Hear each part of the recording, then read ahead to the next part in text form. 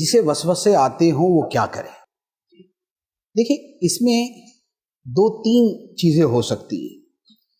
پہلی بات تو یہ ہے کہ وسوسے کے سبب پر غور کرے۔ بعض اوقات کیا ہوتا ہے کہ وسوسے کا سبب یہ ہوتا ہے کہ بندہ ہر ایک کو سن رہا ہوتا ہے، ہر چیز پڑھ رہا ہوتا ہے۔ جیسے آج کا زمانہ ہے، آدمی سوشل میڈیا پہ سیدھوں کو بھی سن رہا ہے، الٹوں کو بھی سن رہا ہے، ان کو بھی سن رہا ہے جو دین کی طرف بلا رہے ہیں، انہیں بھی سن رہا ہے جو دین سے دور کر رہے ہیں، انہیں بھی سن رہا ہے جو کہہ رہے ہیں کہ بھئی 1400 سال سے جو دین سمجھا گیا وہ درست ہے، اور اب جو نئی تشریحات آ رہی ہیں یہ غلط ہیں، اور انہیں بھی سن رہا ہے جو یہ کہتے ہیں کہ 1400 سال سے غلط سمجھا گیا، جو میں کہہ رہا ہوں وہ صحیح ہے۔ انہیں بھی سنتا ہے جو ولیوں کی محبت دل میں ڈالتے ہیں، اور انہیں بھی سنتا ہے جو ولیوں کے خلاف بکواسی کرتے رہتے ہیں۔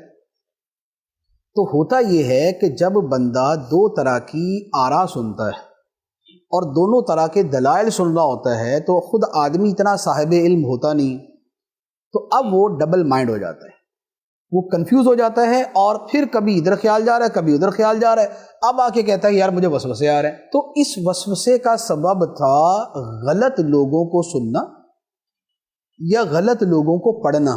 اخبار میں کالم لکھنے والے وہ اتنے غلط زیادہ ہیں، صحیح والے کم ہیں۔ کتابیں لکھنے والے، ناول لکھنے والے، ناول کی اکثریت غلطی پر زیادہ ہوگی، صحیح والی چیز کی طرف کم ہوگی۔ تو بات یہ ہے کہ اگر یہ سبب ہے تو پھر اس سبب کو ختم کریں کہ غلط لوگوں کو نہیں سنیں، غلط لوگوں کی چیز نہ پڑھے، صحیح سنیں، صحیح پڑھے، تو آہستہ آہستہ یہ چیزیں ڈم ہوتی جائیں گی۔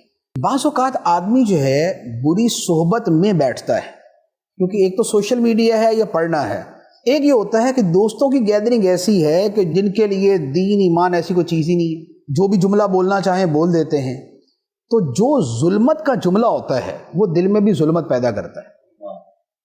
اور صحبت کا اثر بڑا واضح کہ اچھی صحبت ہے اچھا اثر کرے گی، بری صحبت ہے برا اثر کرے گی۔ اسی لیے قرآن پاک میں بطور خاص بری صحبت کے بارے میں اتنا صراحت کے ساتھ فرمایا وَإِمَّا يُنْسِيَنَّكَ الشَّيْطَانُ فَلَا تَقْعُدْ بَعْدَ الذِّكْرَىٰ مَعَ الْقَوْمِ الظَّالِمِينَ، کہ اگر شیطان تجھے بھلا بھی دے اور تو غلط لوگوں کے پاس بیٹھ جائے تو یاد آنے کے بعد پھر نہ بیٹھ ان کے پاس۔ اس کا مطلب یہ ہوا کہ ان کے پاس بیٹھنا جو ہے یہ تباہ کرتا ہے۔